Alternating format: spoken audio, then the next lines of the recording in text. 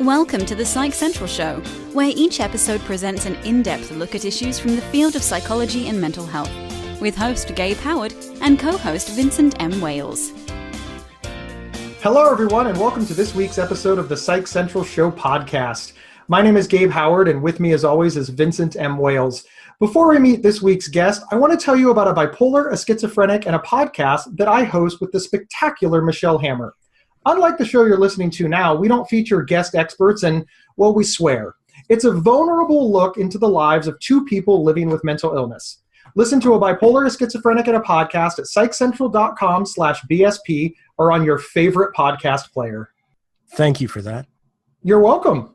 Everyone, I would like you to welcome our guest today, Kate Swoboda, also known as Kate Courageous. She's the founder, director of the Courageous Living Coach Program. She's a life coach, corporate trainer. She focuses on women and leadership. Welcome to our show, Kate. Oh, it's great to be here. We are glad to have you. So the first question that we want to ask before we get started on all the technical stuff is, why Kate Courageous? Where'd that name come from? I mean, it kind of ties to the whole how did courage become my obsession thing. You know, years ago, before I was doing any of the things I was doing right now, I was a teacher. I had summers off and I didn't make a lot of money, as teachers tend not to do, but I got it in my head that I really, really, really wanted to go to Italy for the summer. So I scrimped and saved and took on extra work to get enough money together to be able to go. And I often say it was, a great gift actually when I had this, wet blankety person say something to the effect of, well, that's nice, but not everybody can do that. And the great gift was that I happened to know a little bit about the person's financial situation and their paid vacation time and all sorts of resources that they had at their disposal. And I didn't have those same resources. I was literally taking a financial hit to take the summer off of teaching and had to save up all the money and, still pay rent on my apartment back in the San Francisco Bay Area, which is a ridiculously expensive place to live. And something connected for me that the desire had not been different, that the willingness to endure the discomfort of being afraid, or what if this doesn't work out, or what if you're the first person in the history of the world to go to Italy and not like it? You never know, right? Like gelato doesn't work for everybody. So I connected. I connected at that moment to the idea that courage had been behind a lot of the big moves that I'd made, and that courage wasn't about trying not to be afraid. It was about being totally afraid and going, I'm going to do this anyway. And that's when, Kate Courageous popped into my head, and I kind of liked it, as it seemed like a superhero name and kind of fun. And I just kind of, bought the domain name, and then here we are. That's awesome. More than a decade later. Yeah. Vin and I love superheroes. It's kind of our thing. It's definitely a better superhero name than Captain Underpants. Depends on the underpants. Suppose that's true. Very true. In taking what you just said, you mentioned fear, and I know that in your practice, you talk a lot about fear-based habits. Can you speak to that a little bit? Yeah, I started to really have a shift around how I was looking at how we practice courage. Maybe not so much a shift as a resynthesizing, realizing that certain seemingly disconnected or only loosely related parts actually had this brain-based place in terms of how they come out in our lives. I was working on the book, The Courage Habit. I had inked the deal with my publisher. Initially, it was, how do we actually practice courage as a habit? Like, oh, it's just great to practice it day to day. And I began reading a lot more around that time about the neuropsychology of habit formation. Like, how is it that habits become encoded in the brain and that they become the behaviors that we default to? And as I was unpeeling more and more, I was getting pretty excited because I started to realize that certain things, like for years I had been saying, I think that practicing courage is about feeling afraid, deciding to dive in anyway, which is a different response than shutting down or hiding out because you're afraid, and then transforming, with the idea being that your life isn't perfect, but that every single time you decide to meet your fear with deciding to dive in anyway, you transform, you shift just a little bit.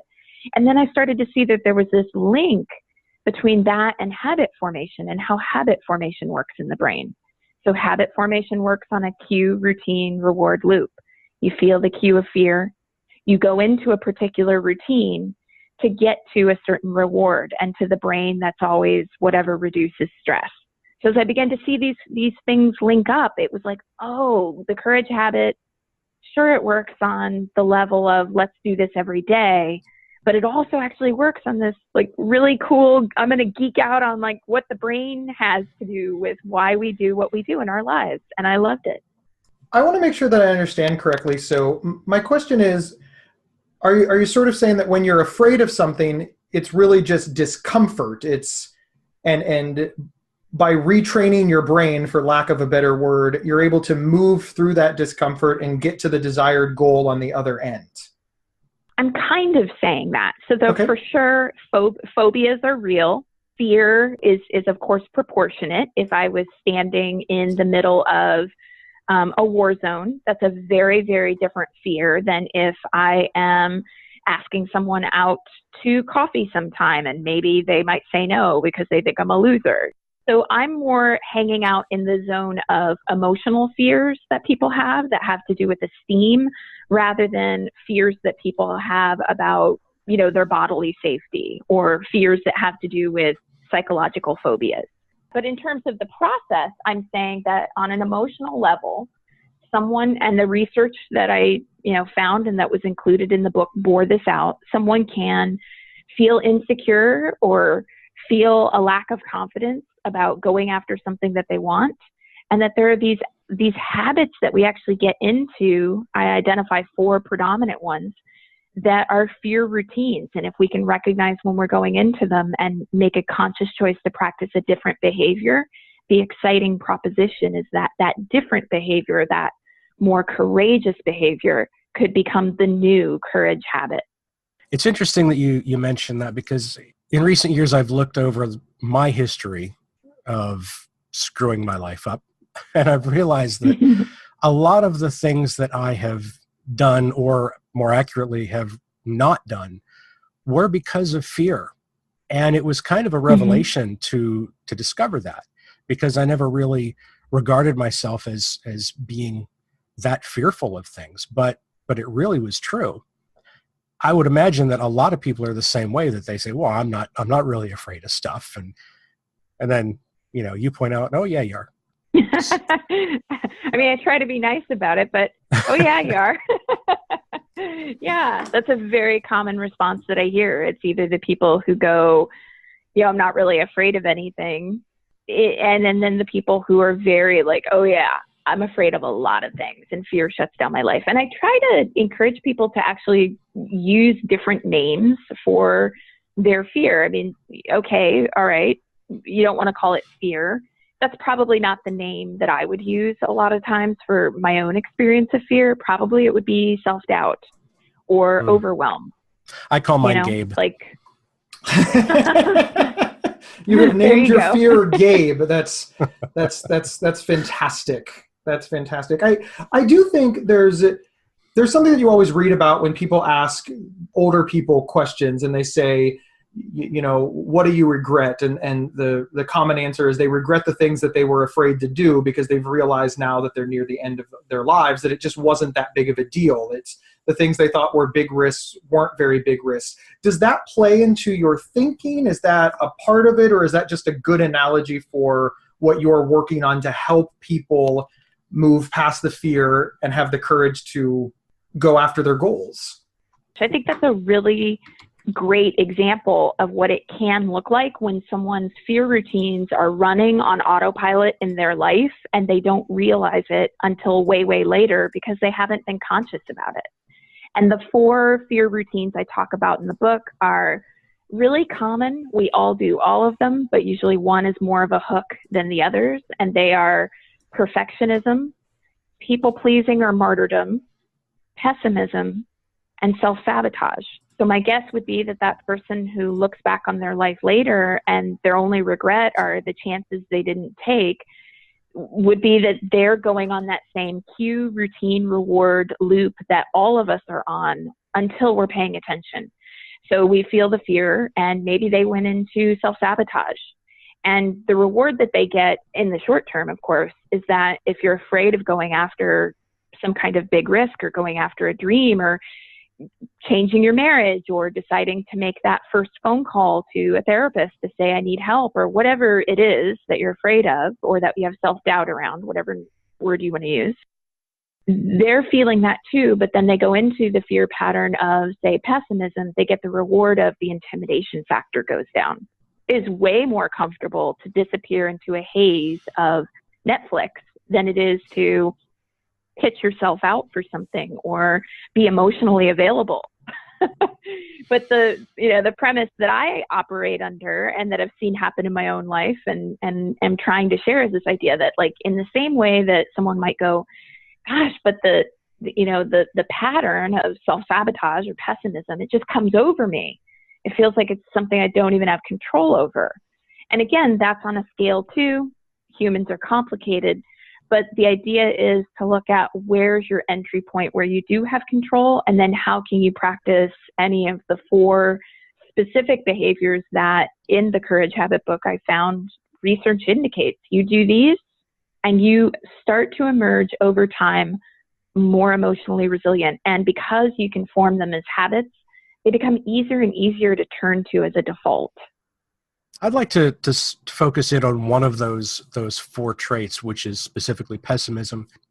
When I was much younger, I would consider that I was probably optimistic, perhaps overly optimistic in life. But in more recent years, I've looked at myself and realized, I am pretty pessimistic about certain things. And I don't think this was a natural state for me, but over the years of becoming disillusioned with many aspects of life, I think it's just sort of taken root in me.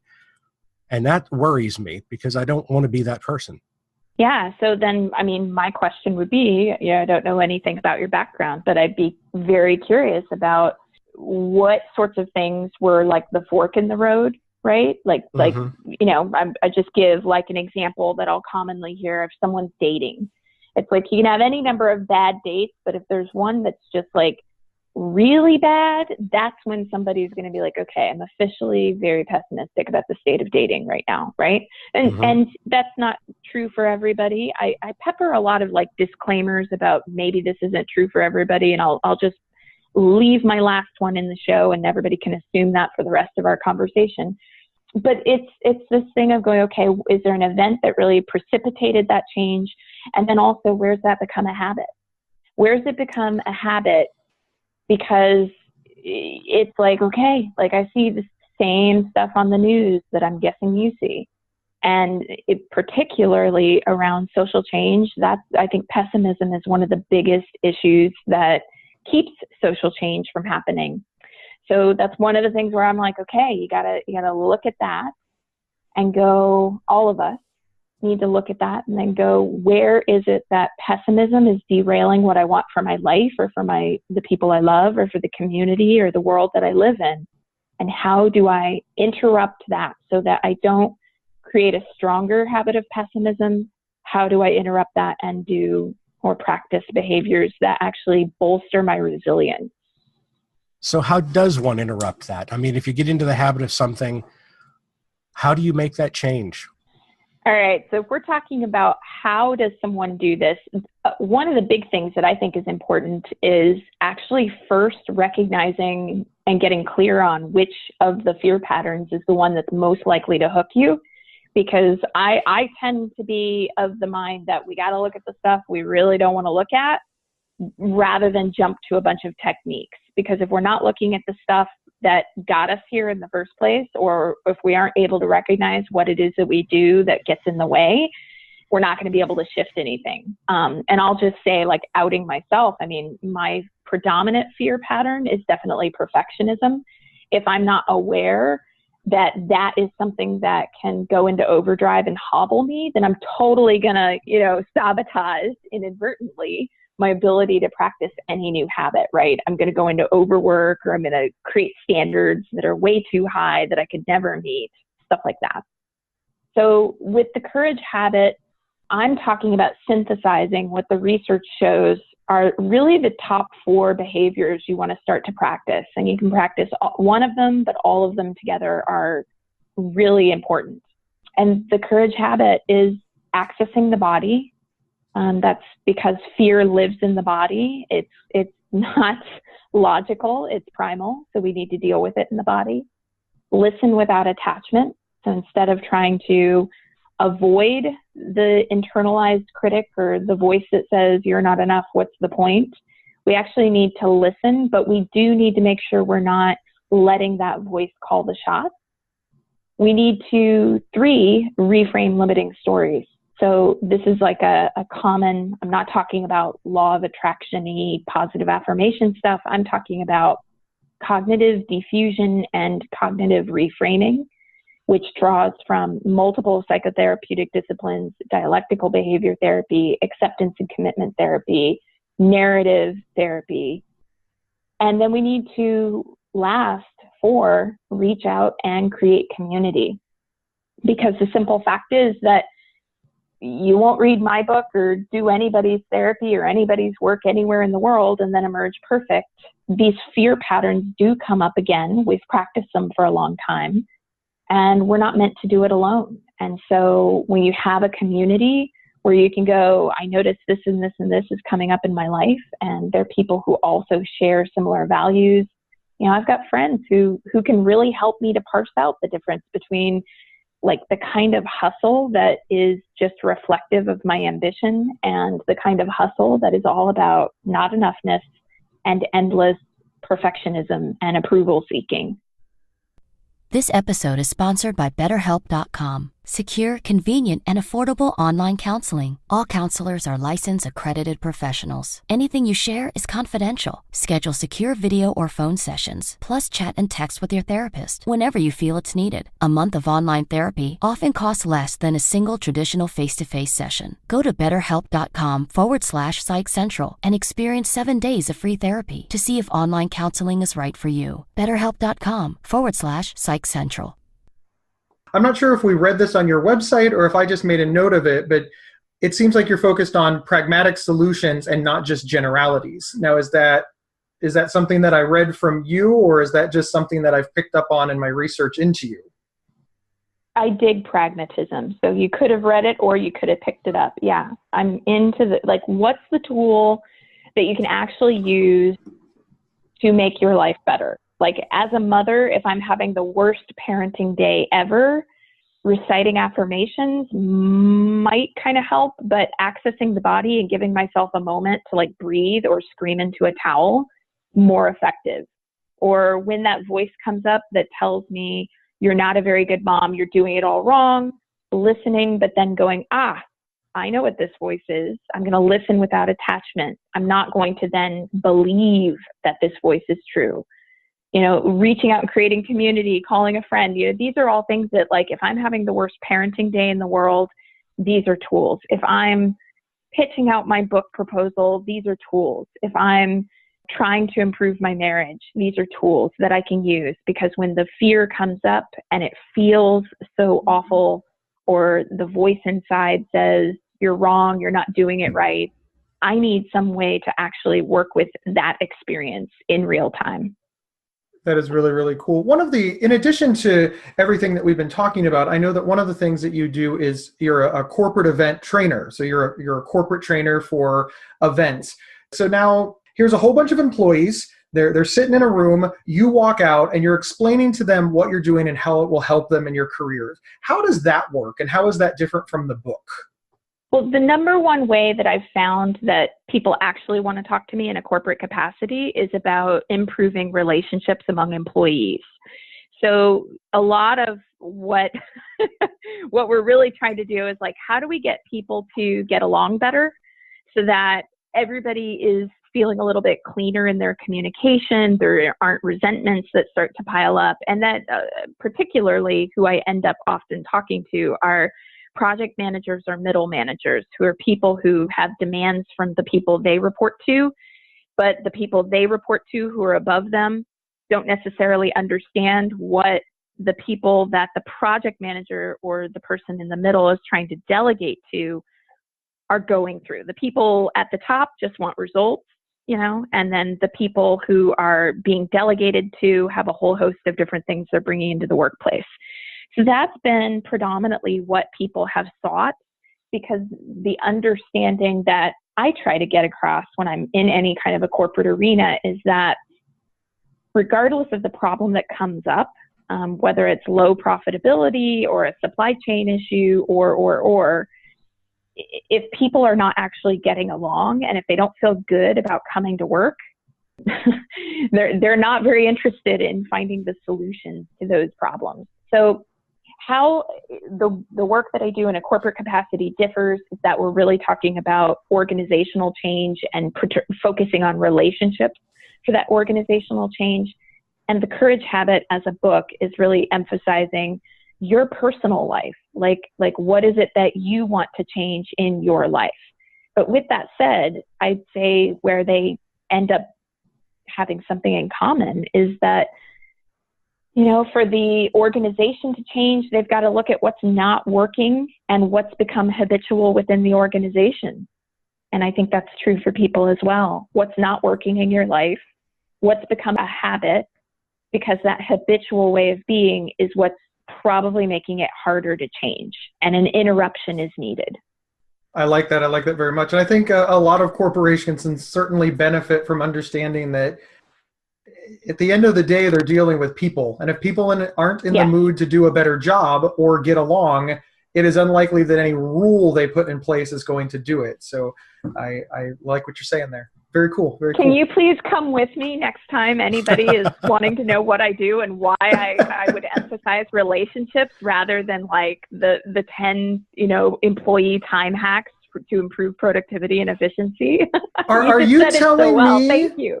Are you telling me that the 10 employee time hacks to improve efficiency that I read on the internet is not the end all be all? Like, that's not enough to fix my company? I don't believe you. Work. You blew my mind. Work smarter, Gabe, not harder. I can't just forward that out, hashtag be better. Yeah, I mean, it's interesting to me to be someone, an astonishingly high proportion of people who come to, I'm the director of a coach training program, and an astonishingly high number of people who come to quit their high-paying corporate careers to start over in life, and midlife often, with children and a mortgage, as a life coach, are people who they worked themselves into exhaustion for their employers, and their employers routinely did not appreciate who they were or their ideas, or implementing change was just a glacial process, or. I mean, it really speaks to the problem of people not really valuing those who are in their organizations, I think, because, if you got somebody who's put 10 years in at your company and they're willing to quit all of that and all that security to become a coach and go out on their own, you're doing it wrong. That's what I say. And I've seen that so much at different companies over the years. It's just astounding to me that they can't see it themselves. Yeah, some of them are, and that's good. Leadership development is becoming a new HR role that I'm seeing in the corporate sphere, where there's actually somebody there whose entire job it's a salaried version of what I sometimes get hired to come in and do, which is to really connect with people, to identify organizational problems, to try to give people training that matches the personal and the professional. All right, we are about out of time, so let me end with this. If you want our listeners to walk away from this with one thing that will help them, what would that one thing be? That the fear or self-doubt or whatever name you want to put on it for yourself that you feel is not something to pathologize. It's not a sign that you're doing it wrong and all these other people who seem so confident are doing it right. You're actually completely normal. I feel fear. We all feel fear. And the opportunity before you is simply to look at how you handle the fear that you feel and see if there's a place where you want to handle it differently. Thank you. Thank you so much. We really appreciate having you on the show. Where can our listeners find you and your book? Well, Courage Habit is on Amazon. And of course, I like to say find booksellers everywhere. And you can also find me at yourcourageouslife.com. And my coach training program is at teamclcc.com. Very cool. Thank you so much for being on our show. And thank you, everyone, for tuning in. And remember, you can get 1 week of free, convenient, affordable, private online counseling, absolutely free, anytime, anywhere, by visiting betterhelp.com/psychcentral. We'll see everybody next week. Thank you for listening to The Psych Central Show. Please rate, review, and subscribe on iTunes or wherever you found this podcast. We encourage you to share our show on social media and with friends and family. Previous episodes can be found at psychcentral.com/show. Psychcentral.com is the internet's oldest and largest independent mental health website. Psych Central is overseen by Dr. John Grohol, a mental health expert and one of the pioneering leaders in online mental health. Our host, Gabe Howard, is an award-winning writer and speaker who travels nationally. You can find more information on Gabe at gabehoward.com. Our co-host, Vincent M. Wales, is a trained suicide prevention crisis counselor and author of several award-winning speculative fiction novels. You can learn more about Vincent at vincentmwales.com. If you have feedback about the show, please email talkback@psychcentral.com.